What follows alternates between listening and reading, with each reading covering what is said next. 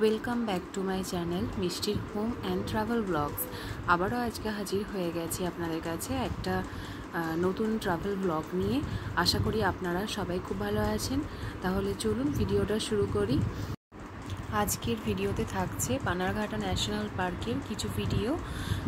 এখন যে ভিডিওটা দেখছেন এটা হচ্ছে সকাল সকাল ব্রেকফাস্ট সেরে নেওয়ার পরে আমরা বানারঘাটা ন্যাশনাল পার্কের উদ্দেশ্যে বেরিয়েছিলাম।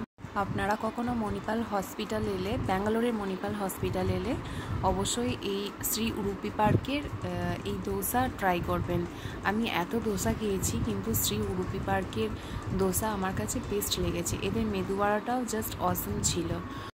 মণিপাল হসপিটাল থেকে জাস্ট কয়েক পা হাঁটা দিলেই এই রেস্টুরেন্টটা পড়বে।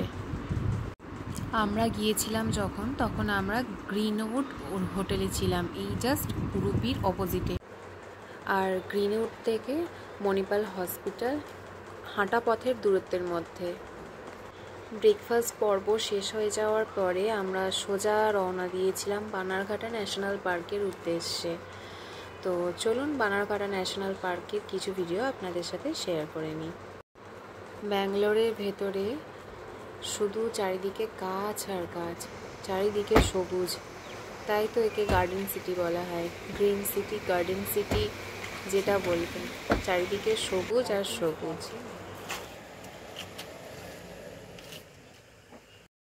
পার্কে পৌঁছানোর সঙ্গে সঙ্গে গাড়ি থেকে নেমেই এই গাছগাছালির একটু ভিডিও করে আপনাদের সাথে শেয়ার করলাম।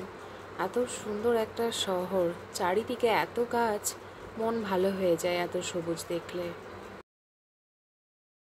এরপরে জু সাফারিতে যাওয়ার জন্য আমরা টিকিট কাটতে চলে গিয়েছিলাম।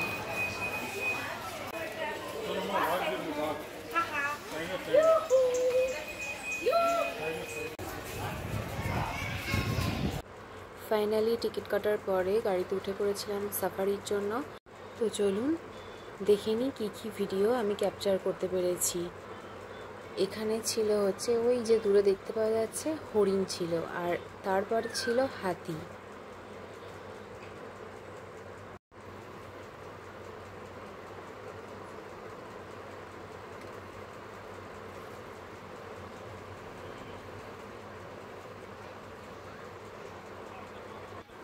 গাড়িতে অনেক বাচ্চা কাচ্চারা ছিল, ওরা কিন্তু একটুও ভয় পায়নি।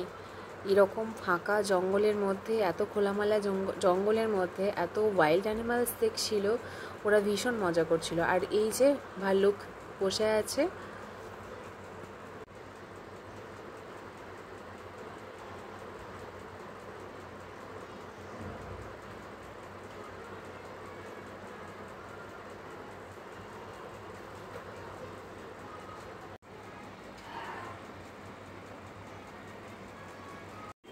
অনেক অপেক্ষার পরে আসল জনের দেখা মিলেছে।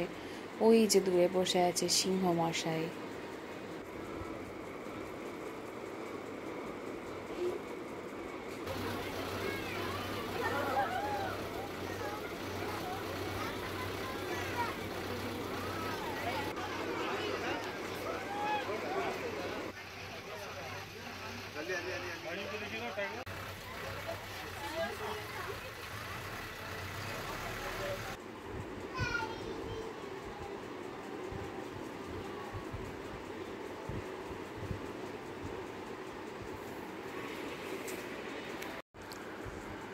আমরা যখন গিয়েছিলাম তখন এই বাঘ, সিংহ, ভালুক যা দেখতে পাচ্ছেন এরা দূরে দূরেই আছে।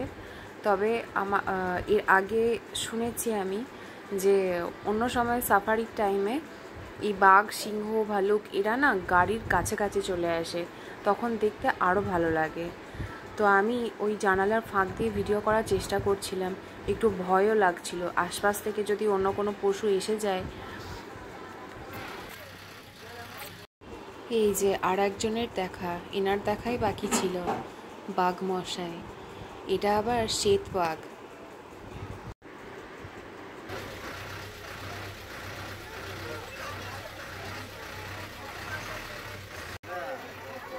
ওই যে দূরে বসে আছে পাথরের ওপরে আরও একটা বাঘ।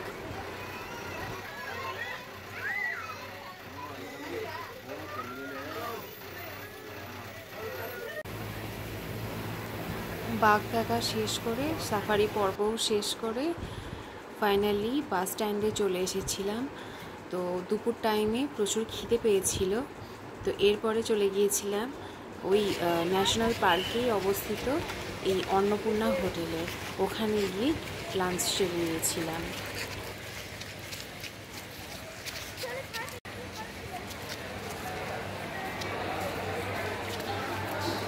লাঞ্চের পরে চলে গিয়েছিলাম পার্কের ভেতরে। এই যে দূর থেকে জেব্রা দেখা যাচ্ছে। এই সময়টাতে প্রচণ্ড গরম ছিল, তো গরমের মধ্যেও অনেক হাঁটাহাঁটি করার পরে আমরা টায়ার্ড হয়ে গিয়েছিলাম। আর এই পার্কটা এতটা বড় যে হেঁটে শেষ করা যাবে না। তো যে গাড়িগুলো ছিল সেই গাড়িগুলো বুক করার জন্য লম্বা লাইন ছিল, তো আমরা অতক্ষণ আর অপেক্ষা করিনি। এই টুকটাক জেব্রা, জিরাফ এগুলো দেখার পরে আমরা ফের হোটেলের দিকে রওনা দিয়েছিলাম।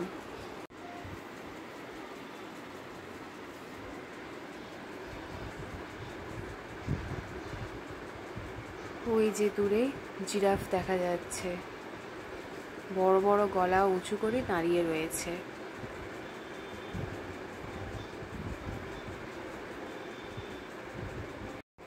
তো ভিডিও প্রায় শেষের দিকে চলে এসেছি।